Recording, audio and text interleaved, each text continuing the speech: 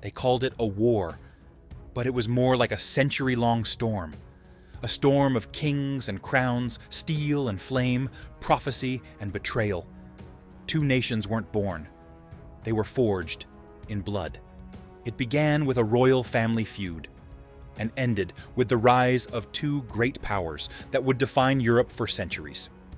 This is not just the story of medieval battles. It's the story of how France became France and how England learned to stand alone. Welcome back to Wars That Made the Modern World. If you're new here, hit that subscribe button. We're exploring the conflicts that didn't just change maps, they changed the very idea of what a nation could be. This is the 100 Years' War, and this is where modern Europe was born. A crown without an heir. The year was 1328, and France faced a crisis that would consume the next century. King Charles IV lay dying, and with him died the direct male line of the Capetian dynasty that had ruled France for over 3 centuries. For the first time in generations, there was no clear heir to the French throne. In the halls of the Louvre, French nobles gathered to decide the fate of their kingdom. The choice seemed obvious. Philip of Valois, Charles IV's cousin, was French-born, French-speaking, and had the support of the French nobility. He was crowned Philip VI in the Cathedral of Reims, amid pageantry that proclaimed the continuity of French royal tradition. But across the English Channel, another claimant watched these proceedings with growing anger. Edward III of England was not just any foreign king with delusions of grandeur. He was the nephew of the dead French king, the son of Isabella of France. And by the strict laws of inheritance, he had a stronger claim to the French throne than Philip VI. The problem was political, not legal. Edward was King of England, and no French noble wanted to bow to a foreign ruler. But Edward was also Duke of Aquitaine, holding vast territories in southwestern France as a vassal of the French crown. This created an impossible contradiction. How could the rightful king of France pay homage to a usurper for lands that were rightfully his? For 9 years, this tension simmered beneath the surface of European politics. Edward paid reluctant homage to Philip for his French territories, while privately maintaining his claim to the throne. Philip accepted Edward's homage while treating him as a subordinate vassal rather than an equal monarch. The feudal system that had brought order to medieval Europe was breaking down under the weight of its own contradictions. Kings were becoming more than feudal overlords. They were becoming the embodiments of emerging national identities. The personal had become political, and the political was about to become catastrophic. The spark that ignited this powder keg was, like so many conflicts, economic. The wealthy cloth-producing cities of Flanders depended on English wool for their prosperity. When Philip VI supported the French Count of Flanders against rebellious Flemish merchants, Edward retaliated by cutting off wool exports. Trade warfare escalated into actual warfare. In 1337, Edward III formally claimed the throne of France and declared Philip VI a usurper. The feudal dispute had become something unprecedented in medieval Europe. A war between kingdoms, not just kings. The longbow revolution. What followed was unlike any war medieval Europe had ever seen. Previous conflicts had been brief affairs, a single battle, perhaps a short siege, then negotiations and treaties. The 100 Years' War would drag on for generations, fundamentally transforming both England and France in the process. Edward III's first major test came at Crécy in 1346. The English army was outnumbered 2 to 1 by French forces that included the flower of European chivalry. Knights from across the continent had come to fight for Philip VI, confident that superior numbers and noble blood would triumph over mere English upstarts. They had not reckoned with the English longbow. The weapon itself was not new. Welsh and English archers had been using it for generations. But Edward III had revolutionized its use, creating the first professional archer corps in European history. His bowmen could loose 12 arrows per minute, with accuracy deadly at 250 yards. More importantly, they fought not as individual warriors, but as coordinated units, creating killing fields that no mounted knight could cross. The Battle of Crécy was a massacre disguised as a medieval pageant. Wave after wave of French cavalry charged the English positions, only to be cut down by storms of arrows. The cream of French nobility died in the mud, their colorful banners trampled under the hooves of riderless horses. Among the dead was John the Blind, King of Bohemia, who had charged into battle despite his blindness, led by loyal retainers. His death became legendary, but it also symbolized the end of an era. The age of chivalric warfare was dying at Crécy, killed by English efficiency and technological innovation. The victory gave Edward more than battlefield glory. It gave him Calais. After an 11-month siege, the strategic port city surrendered, providing England with a permanent foothold on the continent. For the next 2 centuries, Calais would serve as England's gateway to France, a constant reminder of English power and French vulnerability. Yet even as Edward celebrated his victories, a different enemy was preparing to devastate both kingdoms.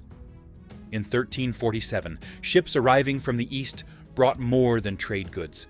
They brought the Black Death. The Black Prince and the Golden Victory, the plague that swept through Europe between 1347 and 1351, killed roughly 1/3 of the population. Both England and France were devastated, but the English recovered faster. Their smaller, more centralized kingdom proved more resilient than France's vast, decentralized territories. When warfare resumed in earnest, it was led by Edward III's eldest son, Edward of Woodstock, known to history as the Black Prince. If his father had been a competent king and general, the Black Prince was something rarer, a military genius who combined tactical brilliance with strategic vision. The prince's greatest triumph came at Poitiers in 1356. Leading a small English army deep into French territory, he found himself trapped by a massive French force under King John II himself. The French king was determined to avenge Crécy and had assembled the largest army France had fielded in decades. What followed was Crécy all over again, but worse. The Black Prince deployed his forces on a hill, using terrain and arrow storms to channel French attacks into killing zones. When the French cavalry charges had exhausted themselves, English men-at-arms counterattacked, rolling up the French line like a carpet. By day's end, King John II of France was a prisoner of the English, along with most of his nobles. The cream of French chivalry was dead or captured, and France itself lay defenseless. The ransom demanded for John II, 3 million gold crowns, was more than France's entire annual revenue. The Treaty of Bretigny in 1360 gave England control of nearly 1/3 of France in exchange for the king's freedom. Edward III agreed to abandon his claim to the French throne, but only in exchange for complete sovereignty over his French territories. It seemed the war was over. England had won everything it could reasonably have hoped for. Edward III ruled more of France than any English king since Henry II, and French power appeared permanently broken. But nations, unlike kings, do not surrender so easily. The reconquest and the birth of France, the France that emerged from the disasters of the 1350s, was different from the kingdom that had entered the war. The old feudal nobility had been decimated at Crécy and Poitiers. In their place rose a new class of administrators, soldiers, and merchants who understood that France's survival depended not on chivalric valor, but on efficient organization and national unity. The architect of French recovery was Charles V, who became king in 1364. Where his predecessors had been warriors, Charles was a scholar king, who understood that this war would be won in treasuries and armories, not on battlefields. He modernized French finances, professionalized the army, and most importantly, he avoided the kind of pitched battles where English longbows could dominate. Charles's chosen instrument was Bertrand du Guesclin, a minor Breton noble who had risen through merit rather than birth. Du Guesclin pioneered a new kind of warfare: constant raids, sieges of isolated English garrisons, attacks on supply lines and communication routes. It was unglamorous work that violated every principle of chivalric combat, but it was devastatingly effective. The English found themselves fighting not just French armies, but French populations. Peasants, who had initially welcomed them as liberators from oppressive French nobles, now saw them as foreign occupiers. Local knowledge, language barriers, and hostile populations made every English expedition a dangerous gamble. By 1380, when Charles V died, France had reclaimed nearly everything lost at Bretigny. The English held only Calais and a narrow strip of territory around Bordeaux.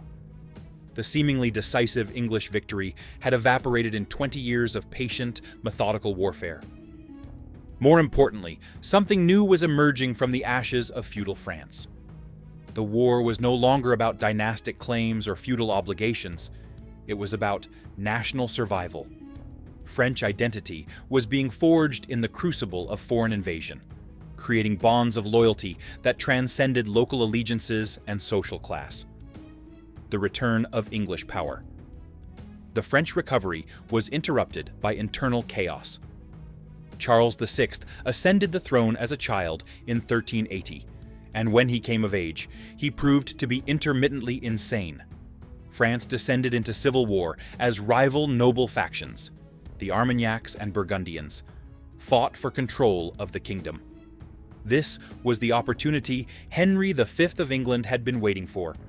Ascending the English throne in 1413, Henry was everything his predecessors had been and more: a brilliant general, a charismatic leader, and a king with an unshakable belief in his divine right to rule France.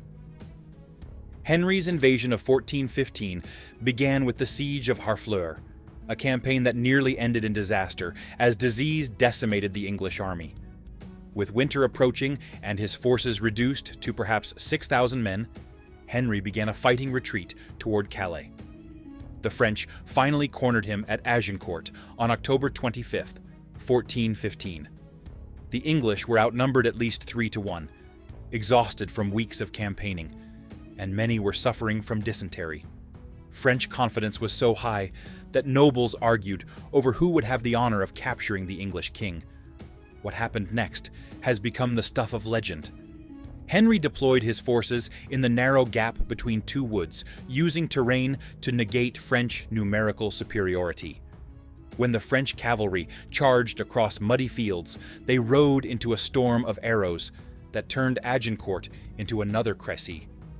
But this time, the English followed up their victory with systematic conquest. Henry proved as skilled at siege warfare as he was at pitched battles. City after city fell to English arms, and by 1419, Henry controlled most of northern France. Quo, the English had won. The war was over. The dual monarchy that Edward III had dreamed of nearly a century earlier was now reality. Except the French refused to accept it. The Maid and the Miracle. In 1428, the English began the siege of Orléans, the key to central France. If the city fell, French resistance would collapse completely. The Dauphin Charles, the disinherited son of Charles VI, had retreated to Bourges, his court, a shadow of former royal glory. French morale was at its lowest point in the entire war. Then, in February 1429, a 17-year-old peasant girl arrived at the court of Chinon, claiming she had been sent by God to drive the English from France and see the Dauphin crowned king. Joan of Arc should have been dismissed as a religious fanatic or political opportunist. She was everything medieval society told her she could not be: a woman claiming authority over men, a peasant addressing nobles as equals, a girl who declared she would succeed where the greatest warriors of France had failed. Instead, she transformed French resistance almost overnight. Whether through divine inspiration, exceptional charisma, or simply being the right person at the right moment, Joan gave the French something they had lacked for decades: hope.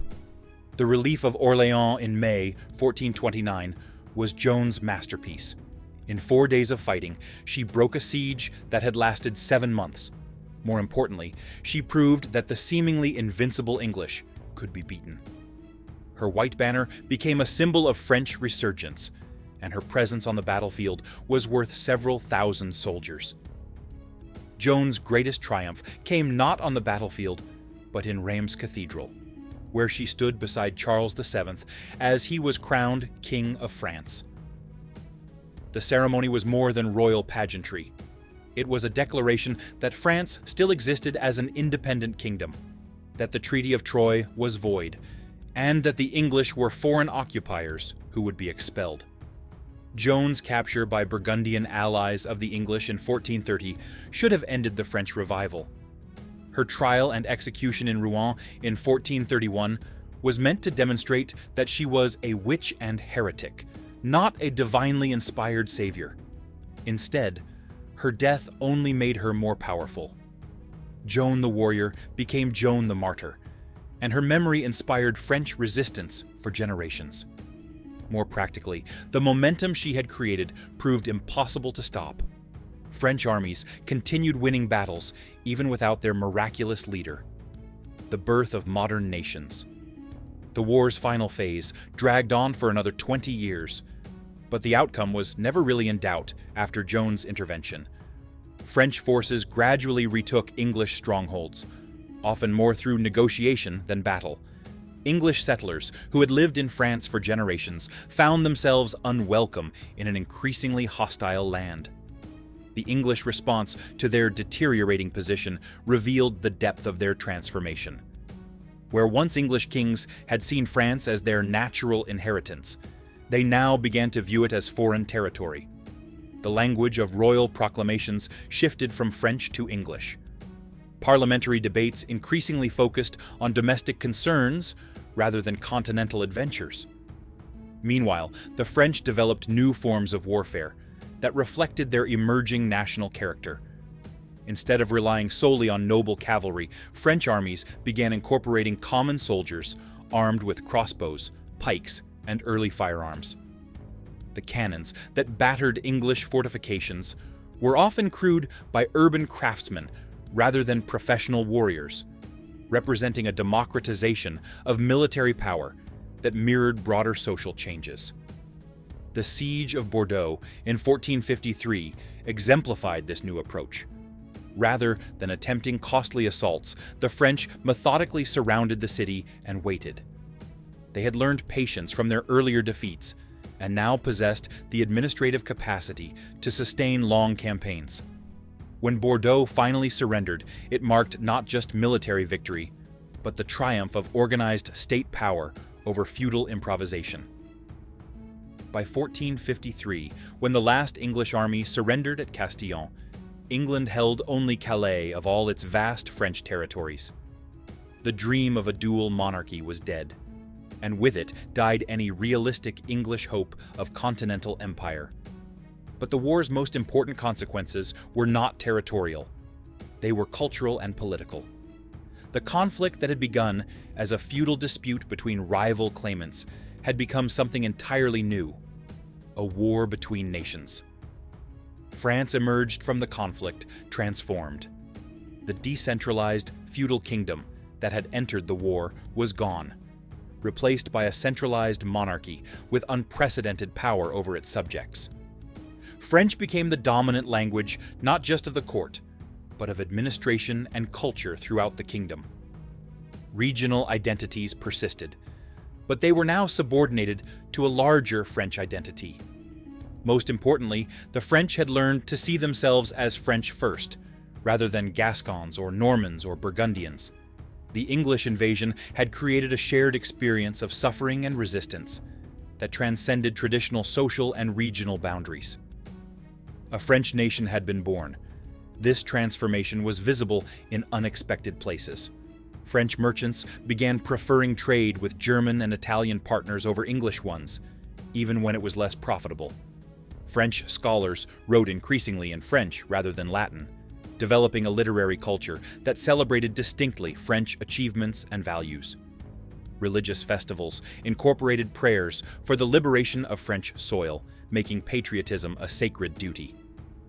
The war had also created new institutions that would outlast the conflict itself. The French standing army, born from necessity during the darkest days of English occupation, became a permanent feature of royal government. The tax system developed to fund this army gave the crown unprecedented resources and administrative reach. Most importantly, the idea that ordinary subjects had a duty to sacrifice for their kingdom, not just their local lord, became embedded in French political culture.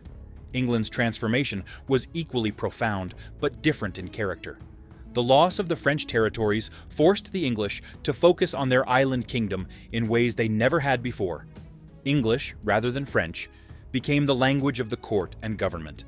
An English literary culture began to flourish, producing works like Chaucer's Canterbury Tales that celebrated distinctly English values and experiences. Politically, the war's enormous costs had strengthened Parliament's role in government. Kings could no longer finance wars from their own resources. They needed parliamentary consent for taxation. This created a tradition of limited monarchy that would eventually make England the birthplace of modern parliamentary democracy. The defeat also turned English ambitions inward, contributing to the Wars of the Roses that would devastate the English nobility for the next 30 years. But from that chaos would emerge the Tudor dynasty and eventually an England that looked not to continental conquest, but to oceanic empire. The First Modern War. The 100 Years' War was the first conflict to deserve the name Total War. It involved entire populations, not just professional armies. It devastated economies, transformed social structures, and created new forms of political organization. Most importantly, it demonstrated that wars between nations would be fundamentally different from wars between kings. The scale of destruction was unprecedented in medieval warfare. Entire regions of France were depopulated, their fields turned into wasteland by decades of campaigning. English raids had destroyed not just military targets, but the economic infrastructure that supported French resistance: mills, bridges, markets, and workshops. The French response was equally systematic, targeting English trade routes and colonial settlements with a thoroughness that previous wars had never attempted. Yet this destruction also spurred innovation. The need to supply armies over vast distances for extended periods revolutionized logistics and finance. Italian banking houses developed new forms of credit to fund military campaigns. Metalworking techniques advanced rapidly to meet demand for weapons and armor. Most importantly, both kingdoms developed administrative systems capable of mobilizing resources on scales that dwarfed their medieval predecessors. The conflict pioneered innovations that would shape warfare for centuries. Professional armies replaced feudal levies. Artillery began to dominate siege warfare. National taxation funded military operations on unprecedented scales. Intelligence networks, propaganda, and psychological warfare became as important as battlefield tactics. The England and France that emerged from the war were not just different kingdoms. They were different kinds of kingdoms. They were the first recognizably modern nation-states, political entities based on shared language, culture, and historical experience rather than merely feudal obligation or dynastic accident. The war also demonstrated the double-edged nature of nationalism. French national identity created unprecedented unity and resistance to foreign domination. But it also laid the groundwork for centuries of Anglo-French rivalry that would shape European politics well into the modern era. Seeds of empire. As the war ended, few could have predicted that the defeated English would eventually build the largest empire in human history, while the victorious French would dominate European land warfare for the next 3 centuries. The defeat in France forced England to look beyond Europe for expansion, ultimately leading to the colonial empire that would span the globe. France's victory established patterns of centralized government and continental ambition that would make it the dominant European power for centuries. But it also created a template for nationalist resistance that would eventually be turned against French imperialism itself. If this journey through medieval warfare has captured your imagination, make sure you're subscribed with notifications on.